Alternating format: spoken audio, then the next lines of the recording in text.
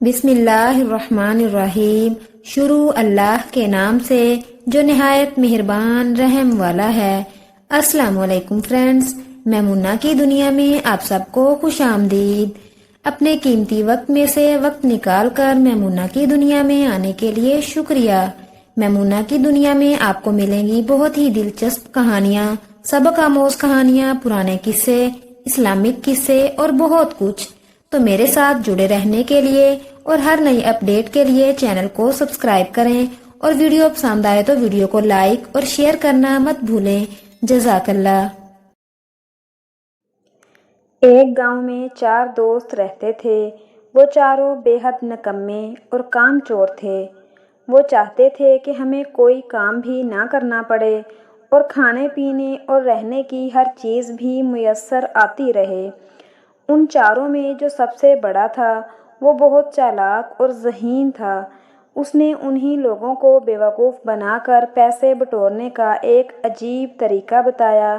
اس نے کہا، ہم کسی دوسرے گاؤں چلے جاتے ہیں، وہاں کے لوگ ہمارے لیے اجنبی ہوں گے اور ہم ان کے لیے اجنبی ہوں گے۔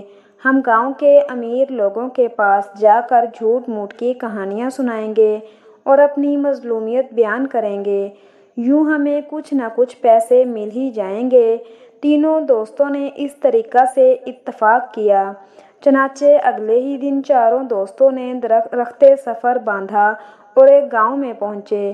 وہاں کے امیر لوگوں کے پاس جا کر عجیب و غریب جھوٹی کہانیاں گھڑتے اور بعض دفعہ اپنی مظلومیت بیان کرتے تو لوگ ان کو پیسے دے دیتے۔ جب یہ چاروں گاؤں کے امیر لوگوں کو اچھی طرح لوٹ لیتے اور گاؤں کے لوگ ان کی چالاکی اور مکاری کو سمجھنے لگتے تو یہ اس گاؤں سے بھاگ کر کسی دوسرے گاؤں میں پہنچ جاتے اور وہاں کے لوگوں کو بیوقوف بنانے لگتے۔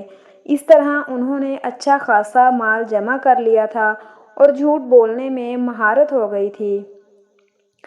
ایک دفعہ یہ چاروں یوں سفر کرتے کرتے ایک دور دراز کے گاؤں میں پہنچے۔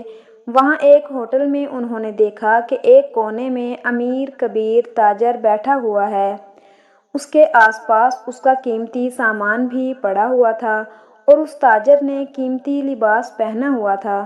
تاجر کو دیکھ کر ان چاروں کے منہ میں پانی بھر آیا اور سب سوچنے لگے کہ کسی طرح اس تاجر کا سب مال ہمیں مل جائے۔ ان چاروں میں سب سے بڑے کے ذہن میں ایک ترکیب آئی۔ اس نے یہ ترکیب تینوں کو بتائی تو تینوں نے اسبات میں سر ہلا دیے۔ چنانچہ یہ چاروں دوست تاجر کے پاس گئے۔ سلام دعا کے بعد ان میں سے ایک دوست نے تاجر سے کہا، اگر آپ رضامند ہوں تو ہم آپ کے ساتھ ایک کھیل کھیلنا چاہتے ہیں۔ وہ یہ کہ ہم سب ایک دوسرے کو جھوٹی کہانیاں سنائیں گے اور شرط یہ ہوگی کہ ان جھوٹی کہانیوں کو سچ کہنا پڑے گا۔ اگر ان کہانیوں پر کسی نے جھوٹا ہونے کا الزام لگایا تو وہ ہار جائے گا اور اس ہارنے والے کا سارا مال لے لیا جائے گا۔ تاجر نے کہا، واہ، یہ کھیل تو بہت مزیدار ہوگا، میں تیار ہوں۔ اگر میں ہار گیا تو یہ سارا مال تمہارا ہو جائے گا۔ چاروں دوست یہ سن کر بہت خوش ہوئے اور سوچنے لگے کہ ہم ایسی ایسی جھوٹی کہانیاں اس کو سنائیں گے کہ یہ فوراً پکار اٹھے گا، یہ جھوٹ ہے، ایسا نہیں ہو سکتا، اور ہم جیت جائیں گے اور اس تاجر کا سارا مال قبضہ میں لے لیں گے۔ ضروری ہے کہ ہمارے اس کھیل میں گاؤں یا ہوٹل کا بڑا بھی موجود ہو تاکہ وہ ہار یا جیت کا فیصلہ کر سکے۔ تاجر نے کچھ سوچتے ہوئے کہا۔ چاروں دوستوں نے اس بات سے اتفاق کیا۔ چنانچہ گاؤں کے چودھری کو بلا لیا گیا اور وہ ان پانچوں کے ساتھ بیٹھ گیا۔ پہلے دوست نے کہانی شروع کی۔ کہنے لگا، میں ابھی اپنی ماں کے پیٹ میں ہی تھا، یعنی پیدا نہیں ہوا تھا کہ میری ماں اور باپ سفر پر روانہ ہوئے۔ راستے میں آم کا ایک درخت نظر آیا۔ میری ماں نے وہاں رک کر میرے باپ سے کہا، مجھے آم کھانے ہیں، آپ درخت پر چڑھ کر آم توڑ کر لا دیں۔ میرے باپ نے کہا، یہ درخت کسی اور کا ہے اور آم بھی بہت اوپر لگے ہوئے ہیں، میں نہیں چڑھ پاؤں گا۔ لہٰذا میرے باپ نے انکار کر دیا۔ مجھے جوش آیا، میں چپکے سے ماں کے پیٹ سے نکلا اور درخت پر چڑھ کر آم توڑے اور لا کر ماں کے سامنے رکھ دیے اور واپس ماں کے پیٹ میں چلا گیا۔ میری ماں اپنے سامنے آم دیکھ کر بہت خوش ہوئی اور مزے لے لے کر کھانے لگی۔ پہلے دوست نے کہانی سنا کر تاجر کی طرف سوالیہ نظروں سے دیکھا۔ تاجر نے کہا، واہ، کیا زبردست کہانی ہے، ماں کے کام آئے۔ یہ کہانی کیسے جھوٹی ہو سکتی ہے؟ نہیں نہیں، یہ بالکل سچی کہانی ہے۔ پہلے دوست نے جب یہ سنا تو منہ بنا کر ایک طرف بیٹھ گیا۔ اب دوسرے دوست کی باری تھی۔ وہ کہنے لگا، میری عمر ابھی صرف 7 سال تھی۔ مجھے شکار کھیلنے کا بے حد شوق تھا۔ ایک دفعہ میں جنگل میں گیا، وہاں اچانک مجھے دور ایک خرگوش نظر آیا۔ میں اس کے پیچھے دوڑ پڑا، یہاں تک کہ میں اس کے قریب پہنچ گیا۔ جب میں اس کے قریب پہنچا تو معلوم ہوا کہ وہ خرگوش نہیں بلکہ شیر ہے۔ شیر نے مجھے دیکھ کر میری طرف بڑھنا شروع کیا۔ اب تو میں بہت گھبرا گیا اور شیر سے کہا، دیکھو شیر بھائی، میں تو تمہارے پیچھے صرف اس لیے آیا تھا کہ مجھے لگا جیسے آپ خرگوش ہوں، خدا کے لیے مجھے جانے دو۔ لیکن شیر نے میری بات نہیں مانی اور دھاڑنے لگا۔ مجھے بھی غصہ آ گیا اور میں نے ایک زوردار تھپڑ شیر کو مارا۔ شیر وہیں 2 ٹکڑے ہو کر مر گیا۔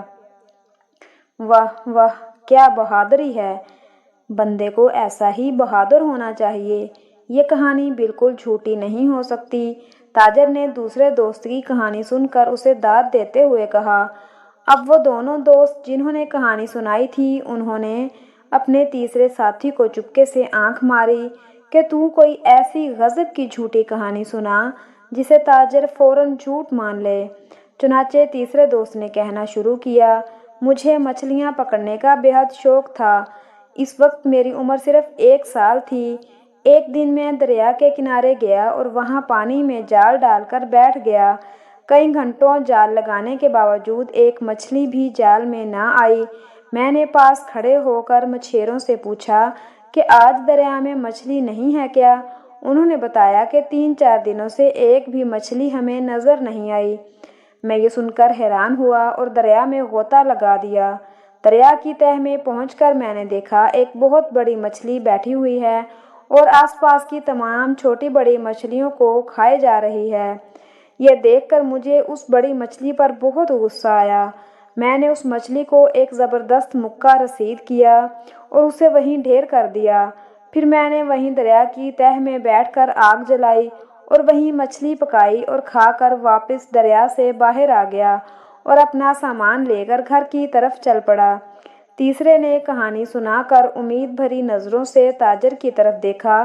تاجر نے کہا، بہت اچھی کہانی ہے، دریا کی سب چھوٹی مچھلیوں کو آزادی دلائی، کتنا نیکی کا کام ہے، بالکل سچی کہانی ہے۔ اب چوتھے دوست کی باری تھی۔ اس نے کہنا شروع کیا، میری عمر صرف 2 سال تھی۔ ایک دن میں جنگل میں گیا، وہاں کھجوروں کے بڑے بڑے درخت تھے اور ان پر کھجوریں بہت لگی ہوئی تھیں۔ میرا بہت دل چاہا کہ میں کھجوریں کھاؤں، چنانچہ میں درخت پر چڑھا اور پیٹ بھر کر کھجوریں کھائیں۔